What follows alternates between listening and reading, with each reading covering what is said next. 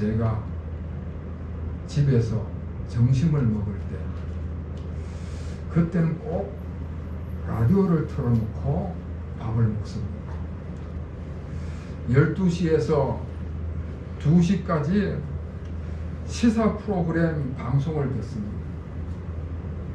그런데 토요일이 되면은 시사 쪽에서 생활적으로 내용이 바뀝니다. 특히 그 중에서 자동차 명장이 나와서 자동차에 관한 질문을 하면은 그 질문을 대답하는 그런 순서가 있습니다.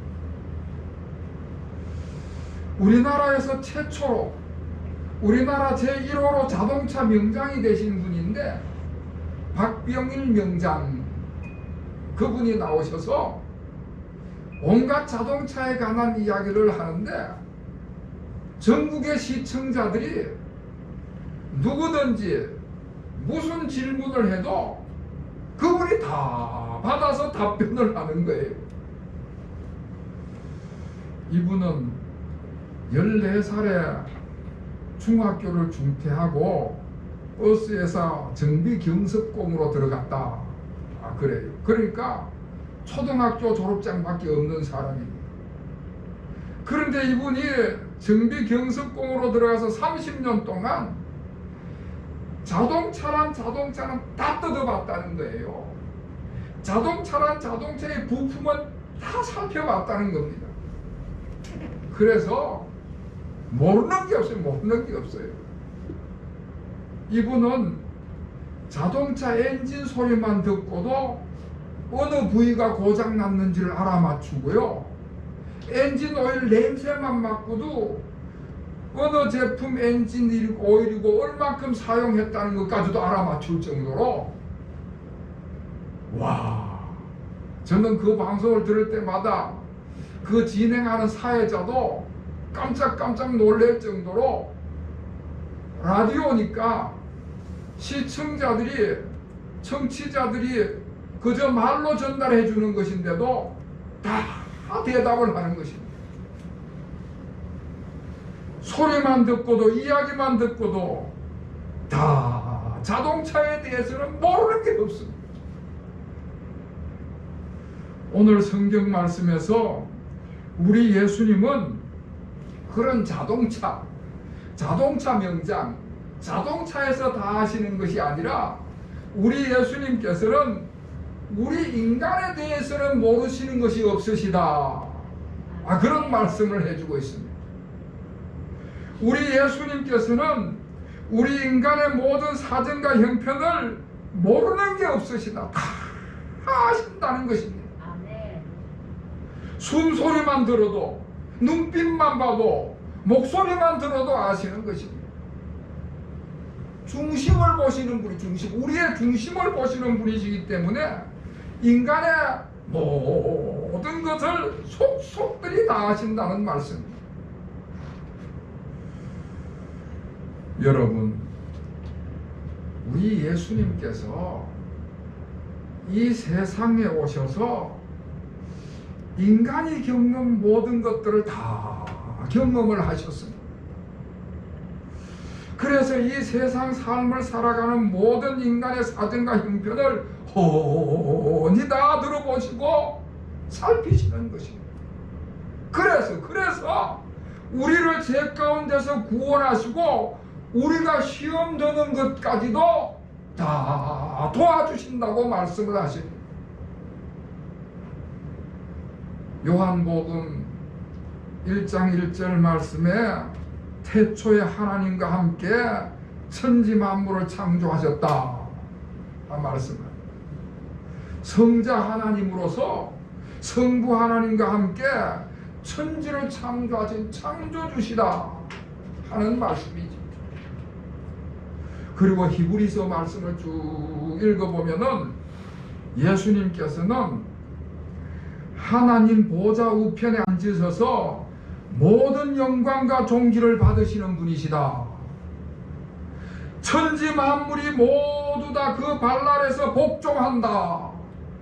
그렇게 말씀을 하고 있습니다. 자, 그런데 여러분, 그러하신 예수님께서 이 땅에 오셨습니다. 이 세상에 오셨습니다. 하늘 보좌를 차지한 영광을 가지고 계시다가 그것을 다 내려놓으시고 낮고 낮은 천한 인간의 육신을 입고 이 땅에 오셨다.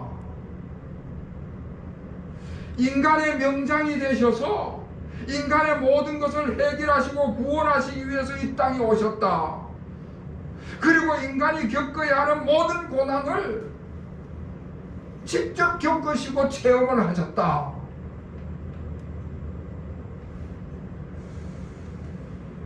다시 말해서 인간의 몸을 입고 이 땅에 오신 그 시점부터 우리 주님에게는 고난이 시작되셨습니다. 인간의 가장 낮은 자리로 내려오셔서 인간이 겪는 가장 낮은 삶을 사시면서 인간이 겪는 모든 것들을 겪으시는 것입니다. 그래서 태어나신 곳도 짐승의 우리에서 태어나셨습니다. 사람들이 가질 수 있는 지위 중에 가장 밑바닥으로 떨어진 곳에서 태어나셨습니다. 그리고 저 이스라엘 북쪽 변방 갈릴리에서 자라나시고 목수로서 생활을 하셨습니다. 성경은 갈릴리가 어떤 곳이냐, 얼마나 천대받는 곳이냐 하는 것을 이야기를 하면서 갈릴리, 그곳에서 무슨 선한 것이 나겠느냐, 그런 이야기를 합니다. 그러니까 가장 낮고 천대받는 지역에서 삶을 사셨다는 이야기죠. 우리 예수님께서는 가장 낮은 자리에서 태어나시고 가장 변방에서 자라나시고 억눌림 가운데에, 소외 가운데에 가난과 배고픔을 경험하면서 고난의 현장의 삶 속에서 살아오셨습니다. 심지어는 온갖 모욕과 비방을 당하면서 배척을 당하셨습니다. 자신의 제자에게 배신을 당해서 돈에 팔려가는 그런 수모를 겪었을 뿐만 아니라 그렇게 믿고 사랑하는 제자들마저도 다 떠나가고 도망가는 배신을 당하신 경험을 가지고 계십니다. 그리고 마지막에는 가장 수치스럽고 부끄럽고 가장 고통스러운 십자가의 죽음을 죽으셨습니다.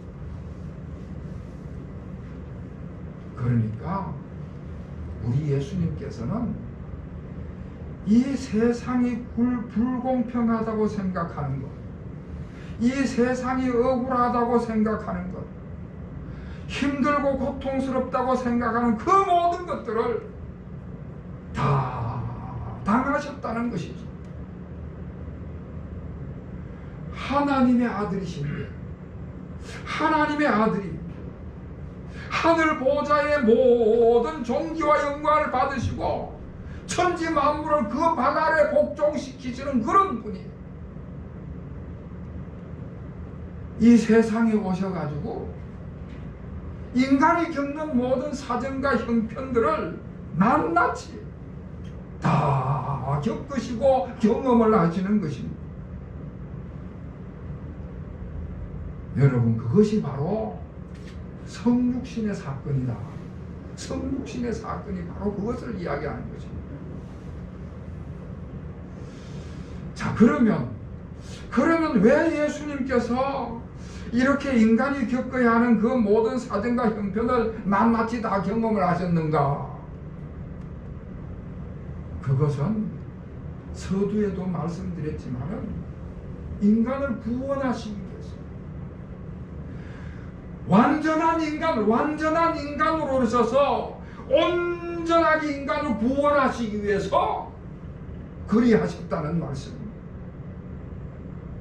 그래서 14절에서는 뭐라고 말씀을 하는가 하면은 같은 모양으로 혈과 육을 함께 지니심은 죽음을 통하여 죽음의 세력을 잡은 자 곧 마귀를 멸하기 위해서 육신을 입고 오셨다 말씀을 하고 있습니다. 같은 모양으로 혈과 육을 가진 같은 모양으로 육신을 입고 이 땅에 오셔서 온갖 고난과 수치를 다 겪으셨다. 십자가에 죽으셨는데 그 죽음을 통해서 죽음의 세력을 잡고 있는 마귀를 멸하셨다 말씀을 하고 있습니다. 여러분, 마귀는 어둠을 지배하는 존재입니다. 거짓말과 미움과 시기와 분쟁과 배척과 배신의 전문가가 마귀인 것입니다. 마치 인간에게 자유를 주는 것 같이 쾌락과 행복을 주는 것 같이 그렇게 유혹을 하는 것입니다. 아담과 하와를 유혹할 때도 저 선악과를 따먹으면은 내가 하나님같이 된다. 그리고 유혹을 했습니다. 하나님이 될까 싶어가지고 내가 이제 높아지겠다 그런 생각을 하는 순간 꼴까닥하고 마귀에게 넘어가는 것입니다. 그렇게 유혹을 해서는 죄를 짓게 하는 것이죠. 죄를 지으면 그때부터 계속해서 죄에 끌려다니면서 마귀의 종로로 타는 것입니다. 결국 죽음의 멸망의 길로 가는 것이죠. 그런데 우리 예수님께서 이런 마귀의 종로로 타는 인간들을 해방시키시러 오셨다. 예수님이 친히 인간이 되셔서 낮고 천한 인간의 육신을 입고 오셔서 십자가에 죽으심으로 인간의 모든 죄를 담당하시고 그 모든 죄를 속량하셨어요. 예수님이 친히 희생하심으로 희생제물이 되심으로 죄값을 치르시고 우리 인간의 죄에서 구원을 하셨습니다. 아무런 가치 없는 죄인인 우리를 엄청난 희생을 통해서 구원하신 것입니다. 할렐루야. 자, 그러면은 왜 그랬을까? 왜 그랬을까? 여러분, 우리 주님께서는 우리 인간을 지극히 사랑하셨기 때문에 그렇습니다. 저와 여러분을 지극히 사랑하셔서 그와 같이 하신 것입니다.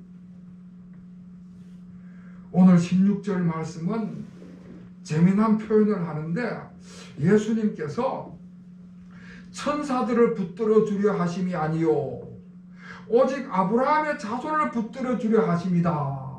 그런 말씀을 합니다. 다시 말씀드리면 천사들에게는 별로 관심이 없고 인간에게만 관심이 있다. 특히 아브라함의 자손, 하나님의 택함 받은 믿음의 자손, 구원받을 백성들에게 관심이 있다. 예수님께서 육신을 입고 이 땅에 오신 것은 천사들에게는 별로 관심이 없고 인간에게 관심이 있는데 그 인간을 사랑하셔서 구원하시려고 육신을 입고 이 땅에 오셨다. 말씀을 하시는 것입니다. 아무런 자격이 없고 가치가 없는 우리 인간을 구원하시기 위해서 육신을 입고 이 땅에 낮아지셨을 뿐만 아니라 십자가에 죽으시고 희생하시면서 우리를 죄에서 구원하신 것입니다. 여러분, 이것이 바로 값없이 주시는 하나님의 은혜인 줄로 믿으시기를 바랍니다. 참으로 놀라운 은혜를 베푸신 것이죠. 이보다 더 큰 은혜와 사랑은 없는 것입니다.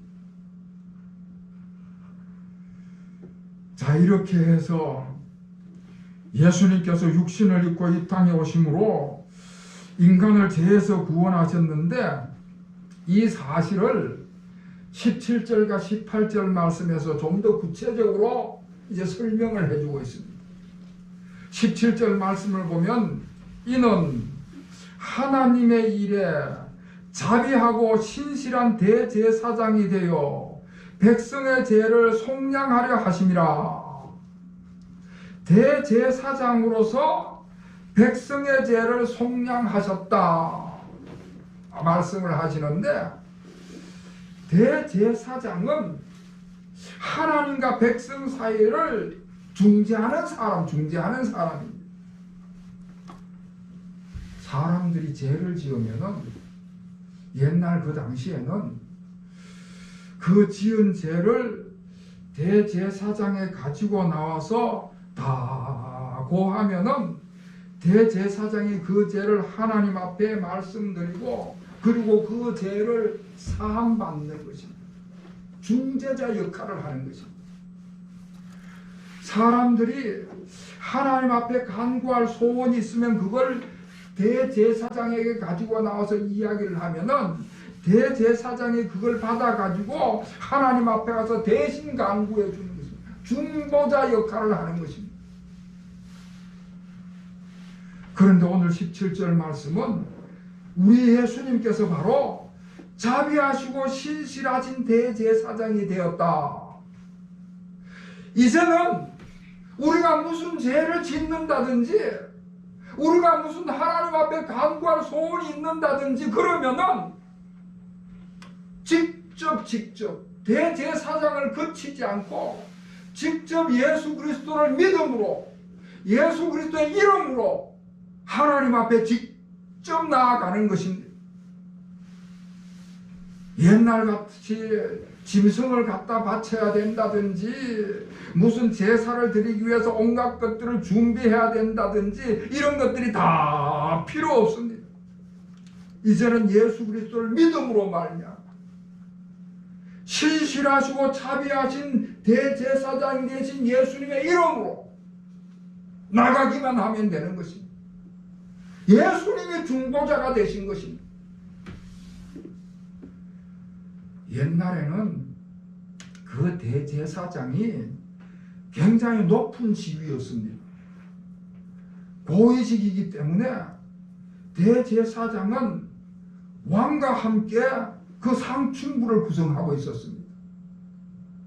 그러니까 일반 백성들이 감히 대제사장 앞에 나가기에는 굉장히 어렵고 부담이 되었습니다. 그러니 대제사장이 그 상층부에 고위직에 앉아 있다 보니까 저 아래서 어렵고 힘들게 살아가는 서민들의 삶을 몰라요. 그들이 어떤 유혹을 받는지, 어떤 시험을 당하는지, 어떤 고난을 당하든지 대제사장이 경험해보질 않았기 때문에 말은 중보자이지만은 형식적인 것입니다. 그런데 대제사장 되시는 우리 예수님께서는 직접 고난의 현장으로 내려오셨습니다. 온갖 고난과 고통을 다 경험을 하신 것이죠. 사람들이 어떤 유혹을 받는지, 어떤 시험을 받는지, 어떤 고난을 당하는지 다 경험을 하시고 사람들의 그 사정과 형편을 낱낱이 다 알고 계시는 것입니다. 그래서 하나님 앞에 중보자로서 간구할 때 하나하나 낱낱이 구체적으로 하나님 앞에 간구를 하시는 것입니다. 여러분, 18절 말씀, 우리 18절 말씀을 다 같이 읽겠습니다. 시작. 그가 시험을 받아 고난을 당하셨은즉 시험 받는 자들을 능히 도우실 수 있느니라. 아멘. 그가 시험을 받아 고난을 당하셨은즉 시험 받는 자들을 능히 도울 수 있느니라. 예수님 자신이 인간의 육신을 입고 모든 시험과 모든 고난을 다 경험하셨기 때문에 우리가 시험을 받을 때에, 우리가 고난을 당할 때에 능히 도우실 수 있다. 배고픈 것이 무엇인지, 가난한 것이 무엇인지, 병든 것이 무엇인지, 사람들에게 억눌리는 것이 무엇인지, 인간관계가 깨어진다든지, 배척을 받는다든지, 배신을 당한다든지, 무엇이든지 온갖 종류를 예수님은 다 겪으셨습니다.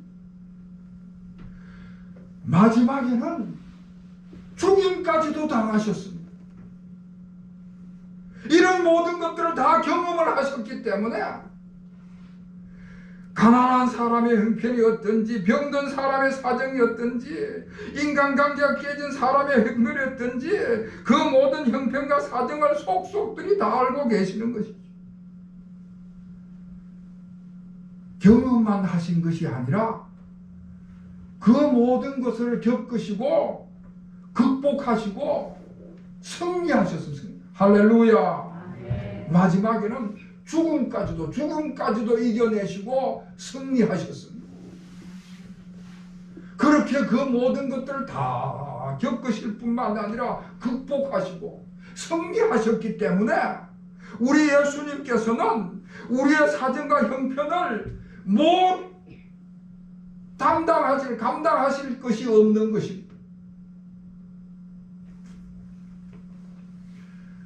얼마 전에 신문에서 환자 의사 그런 기사가 난 것을 봤습니다.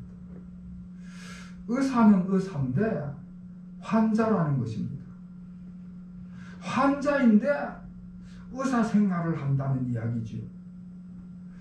연세대 강남 세브란스 병원 암센터의 소장으로 계신 분입니다. 이분이 우리나라에서 유방암 수술에는 최고의 권위를 가지고 계신 분이에요. 그런데 이분이 대장암이 걸린 거예요. 대장암이 걸려가지고 벌써 6년째 지금 암투병 생활을 하고 있다.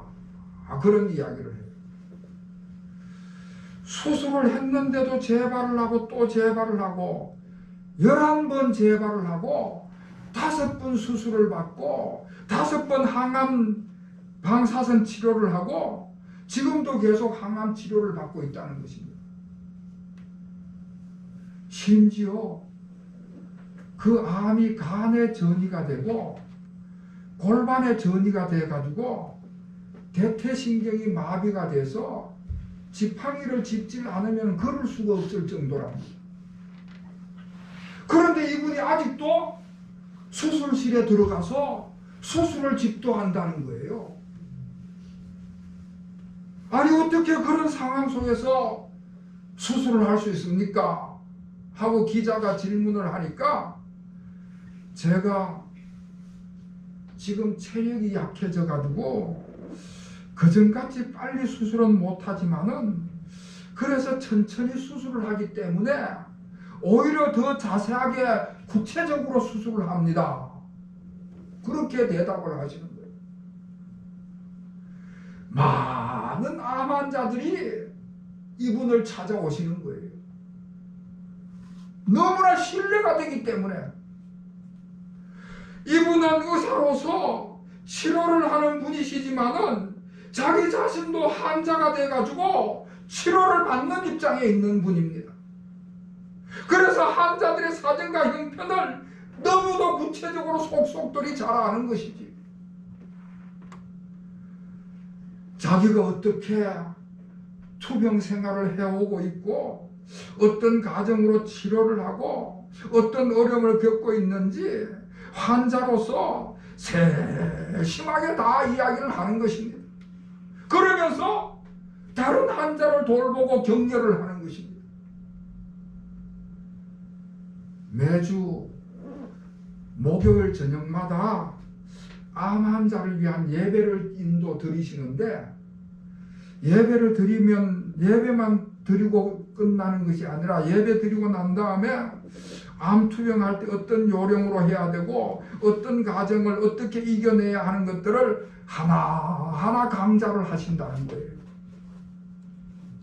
자기가 다 겪었으니까 얼마나 잘 얘기를 하겠습니까? 환자들이 어떤 가정을 어떤 사정과 어떤 형편을 가지고 있는지 너무나도 잘 알기 때문에 격려를 하면서 치료를 하기 때문에 더 치료를 잘할 수 있다. 그런 이야기를 하는 것입니다. 사랑하는 성도 여러분, 우리 예수님께서 낮고 천한 인간의 육신을 입고 이 땅에 오신 것이 그와 같습니다. 고난의 현장에 오셔서 우리 사람들이 인생을 살아가면서 겪는 온갖 종류의 고난과 그 어려움의 현장의 삶을 사신 것입니다. 직접 시험을 당하시고 직접 고난을 당하시고 우리가 겪는 사정과 형편을 너무나도 잘 아시는 것입니다. 그렇게 사정과 형편을 잘 알면서 또 다른 한편으로는 우리 예수님은 못하실 바가 없으신 전능하신 분이시죠. 능력을 가지고 계신 분인 줄로 믿습니다. 그래서 죄에 매여 있는 인간을 구원하실 뿐만 아니라 시험과 고난을 당한 인간을 도와주신다 말씀을 하고 있습니다. 사랑하는 성도 여러분, 하나님의 아들이 하나님의 영광을 버리고 인간의 육신을 입고 이 땅에 오셔서 고난의 현장인 이 세상에서 우리 가운데 오신 것을 믿으시고 신뢰하시고 의지하시는 여러분이 되시기를 축원합니다. 우리 예수님께서 우리 사정과 형편을 너무 잘 알고 계시길, 그래서 가장 권위 있게 가장 능력 있게 그 모든 문제들을 해결하시고 이끌어 가신다는 사실을 믿으시기를 주의 이름으로 축원합니다. 전적으로 신뢰하고 전적으로 의지하시는 우리 모든 성도들이 되시기를 다시 한번 주님의 이름으로 축원합니다. 기도하겠습니다. 하나님 아버지, 예수님을 우리 가운데 보내신 것을 진실로 감사를 드립니다. 낮고 천한 인간의 육신을 입고 고난의 현장인 이 세상에 오셔서 인간이 겪는 고난들을 다 경험하시고 우리의 사정과 형편을 다 알고 계시니 감사를 드립니다. 이제는 우리가 어떤 고난의 현장 가운데 있든지 그 자리에 우리 주님께서 친히 찾아오셔서 우리 가운데 계신다는 사실을 믿고 주님을 의지하는 저희들이 되게 하여 주시옵소서. 주님께서 모든 경험을 가지고 계시고 우리 사정과 형편을 다 알고 계시고 능력으로 그 모든 것들을 해결하시는 것을 믿고 신뢰하고 의지하며 나아가는 저희들이 되게 하여 주시옵소서. 예수 그리스도의 이름으로 간절히 기도하옵나이다. 아멘.